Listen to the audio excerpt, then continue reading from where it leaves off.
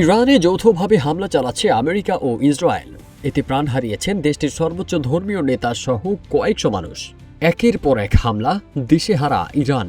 বিশ্ব ভাবছে হয়তো যুদ্ধে জিতে যাচ্ছে আমেরিকা ও ইসরায়েল। কিন্তু জয় পরাজয়ের এই আলোচনায় ফের পবিত্র কোরআনের দুটি আয়াতের কথা স্মরণ করা প্রয়োজন।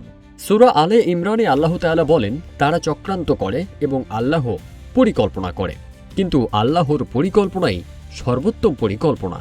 ইতিহাস বহুবার দেখিয়েছে মানুষ নিজেদের শক্তি ও সামরিক সক্ষমতার উপর ভরসা করে চূড়ান্ত বিজয়ের ঘোষণা দেয়, কিন্তু চূড়ান্ত ফয়সালা মানুষ নয়, বরং আল্লাহর পরিকল্পনাতেই নির্ধারিত হয়।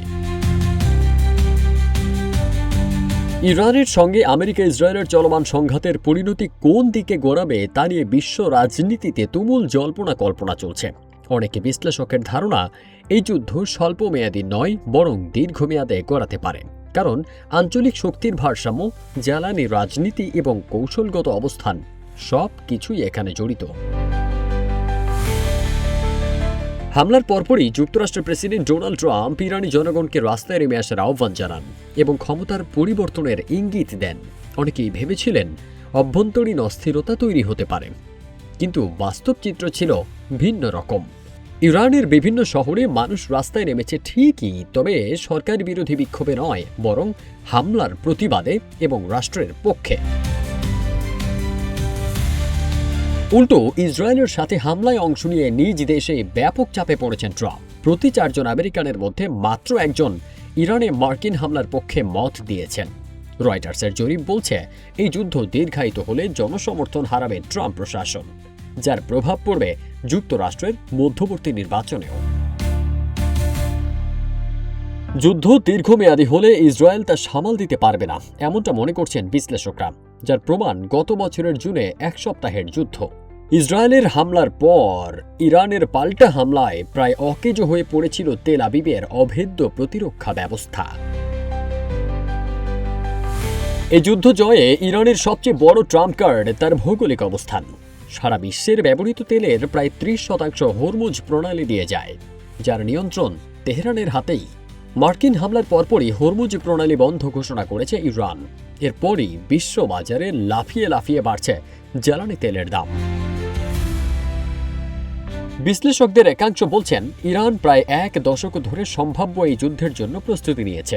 চীন ও রাশিয়া সরাসরি যুদ্ধে না নামলেও পরোক্ষভাবে ইরানকে সহায়তা করছে, কারণ ইরানের বড় ধরনের পতন শুধু তেহরানের জন্য নয়, বরং বেইজিং ও মস্কোর কৌশলগত স্বার্থের জন্য ঝুঁকিপূর্ণ হতে পারে। সংবাদ মাধ্যমের তথ্যানুযায়ী ইরানের তেল রপ্তানির প্রায় 80% ক্রেতা চীন। ইরান হাতছাড়া হলে বেইজিংয়ের জ্বালানি নিরাপত্তা চাপে পড়তে পারে। তেলের বাইরেও চীন ইরান বাণিজ্যের পরিমাণ বছরে কয়েক বিলিয়ন ডলার। অন্যদিকে ব্রিক্স জোটে সম্প্রসারণের পর তেহরানের ভূরাজনৈতিক গুরুত্ব আরও বেড়েছে। এই প্রেক্ষাপটে রাশিয়াও কৌশলগত ভারসাম্য রক্ষায় ইরানকে টিকিয়ে রাখতে আগ্রহী, এমনটাই মনে করছেন বিশ্লেষকরা।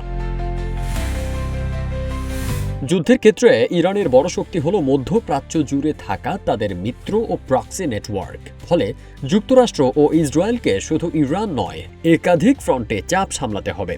বিশ্লেষকদের মতে, সংঘাত দীর্ঘমেয়াদী হলে ইরানের ক্ষয়ক্ষতি হবে ঠিকই, তবে বহুমুখী যুদ্ধে ইসরায়েলও বড় চাপে পড়তে পারে, আর দীর্ঘ যুদ্ধে সুপার পাওয়ারের আধিপত্য হারাতে পারে যুক্তরাষ্ট্র। সবশেষে মনে রাখা উচিত, পবিত্র কোরআনে সূরা আনফালের 30 নম্বর আয়াতে আল্লাহ আবারও বলেছেন, আর স্মরণ করো যখন কাফিররা তোমার বিরুদ্ধে চক্রান্ত করছিল, তোমাকে বন্দী করবে, হত্যা করবে অথবা বের করে দেবে। তারা চক্রান্ত করছিল এবং আল্লাহ পরিকল্পনা করছিলেন, আর আল্লাহই সর্বোত্তম পরিকল্পনাকারী। ফারদিন সানি, রূপালী বাংলাদেশ।